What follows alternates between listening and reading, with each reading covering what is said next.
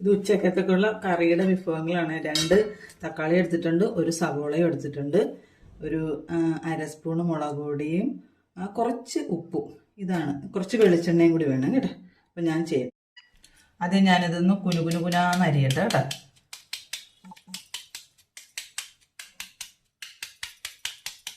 രണ്ടും കൂടി അരിഞ്ഞിട്ട് കാണിക്കാം.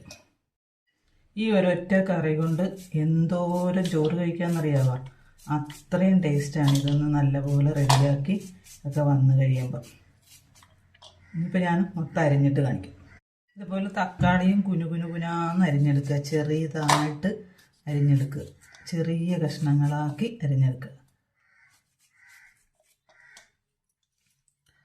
മുഴുവൻ ഇതിനകത്തേക്ക് കുറച്ച് വിനാഗിരി ഒഴിക്കുക. കുറച്ച് വെളിച്ചെണ്ണ ഒഴിക്കണേ. കൂടെ ഈ മുളക് പൊടി ഉപ്പും കൂടി ചേർത്ത് നന്നായിട്ട് പെരട്ടി യോജിപ്പിക്കുക. നല്ല ടേസ്റ്റ് ആയിരിക്കും കേട്ടോ. നിങ്ങൾ വിചാരിക്കും പോലെയല്ല, ഇത് ഞങ്ങൾ മിക്കവാറും ചെയ്യുന്നൊരു കാര്യമാണ്. അപ്പം നല്ലപോലെ പെരട്ടി ഇതുപോലെ തന്നെ ഉപയോഗിക്കാം. കുക്ക് ചെയ്യേണ്ട കാര്യമില്ല.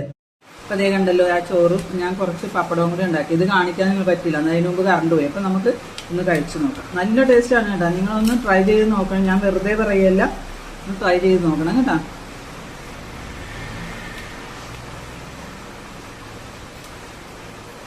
സൂപ്പർ കേട്ടോ. എന്നിട്ട് നിങ്ങളൊന്ന് കമൻറ്റ് ഇട്ടേക്കണം കേട്ടോ ഇത് കഴിച്ചിട്ട്. അപ്പം ഇന്നത്തെ വിശേഷം ഇതാണ്. എല്ലാവരും ഇത് ഉണ്ടാക്കി കഴിച്ച് നോക്കിയിട്ട് എനിക്ക് കമൻറ്റ് ഇടുകയും അതുപോലെ തന്നെ എന്നെ സപ്പോർട്ട് ചെയ്യുകയും ചെയ്യണം കേട്ടോ. അപ്പം ഇന്നത്തെ വിശേഷം ഇതാണ്. അപ്പോൾ ശരി.